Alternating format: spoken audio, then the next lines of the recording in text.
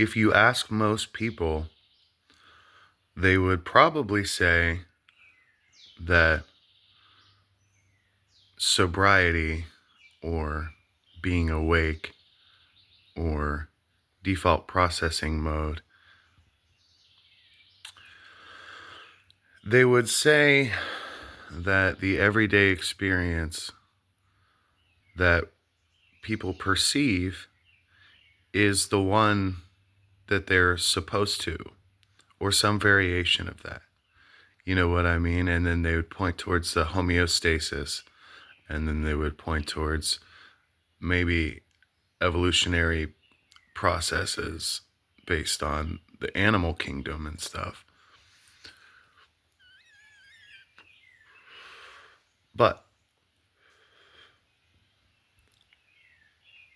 everyday consciousness is infallible because of, at the very least, one thing, which is the fact that we die. And people think about the inevitability of death as a reality, which by definition exists and is unbreakable.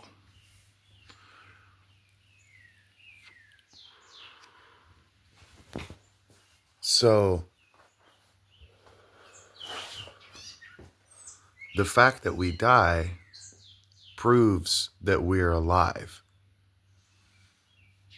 right?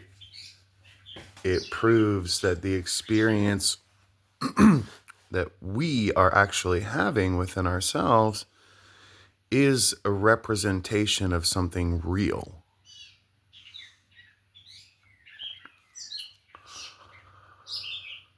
But just like we discovered gravity,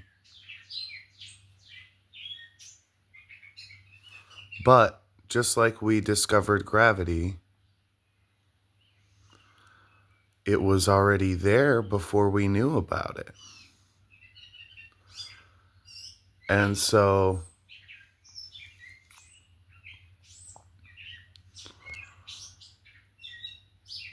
when we discovered that dreams were a state of consciousness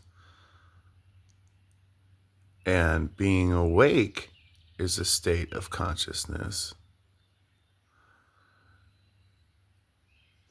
it points us towards the fact that things are already there that we are not aware of yet.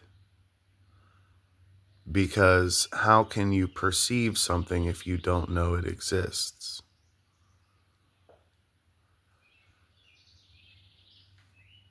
Basically,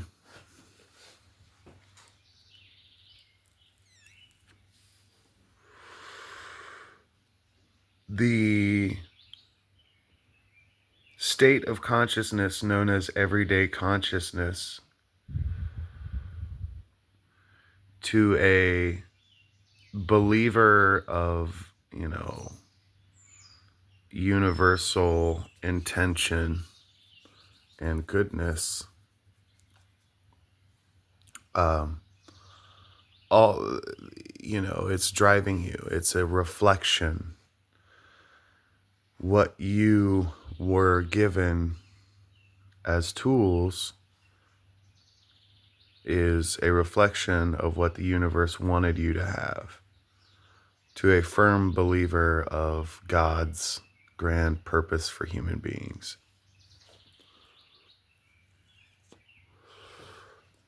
And they must have faith in the unknown for when they die, this and that.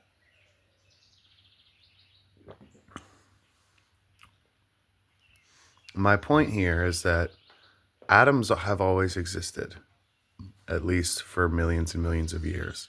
We didn't know they were there, but now it's a common fact. Okay? Hypercubes are there. entities,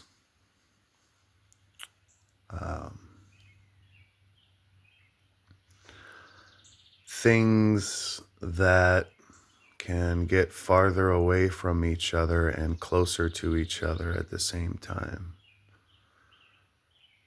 Paradoxical, non-Euclidean, five-dimensional geometry.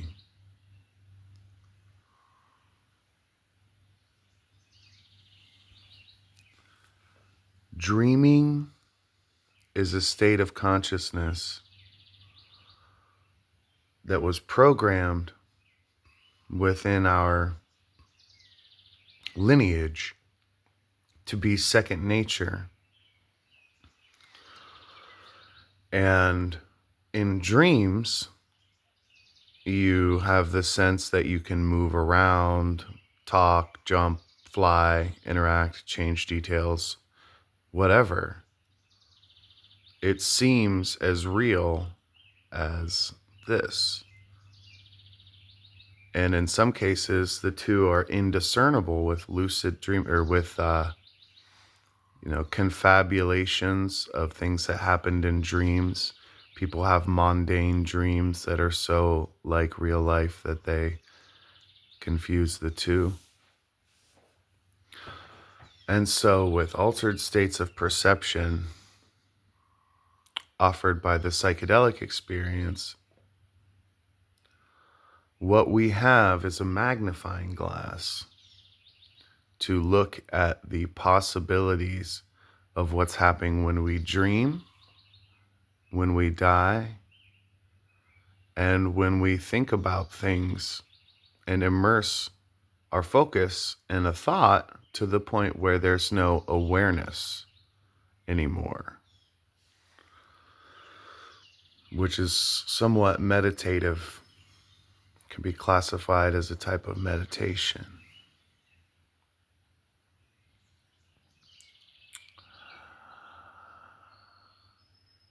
Hallucinations are interesting, the somatic content behind them, because there are parts of our brains that are operating on levels of which we are not aware. Now think about this in a physical setting, such as Euclidean space. We experience these thoughts just like we experience a baseball flying across the sky. The problem is we can't touch them, but somehow we can find them. If you want to think about a memory, you can pretty much always find it. Now, where is it? When we talk about perceiving higher dimensions, what we're talking about is a possible connection between the inner human being and physical realms that are not in this Milky Way galaxy, or maybe they are. It's just they're not baryonic, and so we've evolved to not see them in our everyday state of consciousness.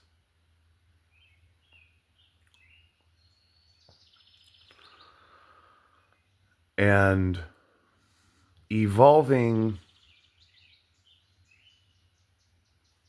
in such a way that prolongs the physical form of the individual makes sense in a competitive environment where the individuals are fighting for resources.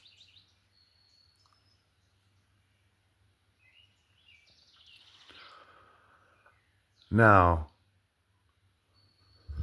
I will start by saying I'm a firm believer in the afterlife. And I think that the transformative nature of the universe is unidirectional in the sense that it bases its next move off its previous one. So when you're dreaming, and aliens show up and there's a war of the worlds, the fact that humans win the war doesn't change the fact that the aliens showed up. You know what I mean? This is the grandfather paradox. You can't undo something that happens because it influences the rest of everything else. And those realities come to be, ergo, what happened, happened. And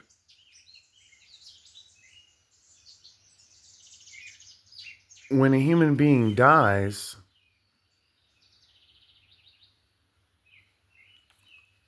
everything that happens because of that is evidence that that person lived. And so looking at existence as a series of experiences that are strung together by a cosmic observer, and each individual that is born develops a brain that uses chemistry to give it access to this lower vibrational representation,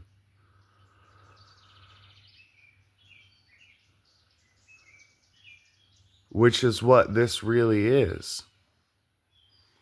It's the end point. It's the wall. It's where all ideas go to become realized, one small step at a time. The physical universe is like a big chalkboard, and God is a mathematician that's going 1, 2, 3, 4, writing down every possibility. And of course, it's taken 14 billion years so far, although some believe that the universe is infinite on a 500 billion year cycle of a phase change. And it's spinning. My point is that wherever these memories are, wherever these perceivable experiences that are non-everyday happen, is a place that human beings are intrinsically tied in with. And, it's the mind. The door of the mind grants access to hyperbolic space.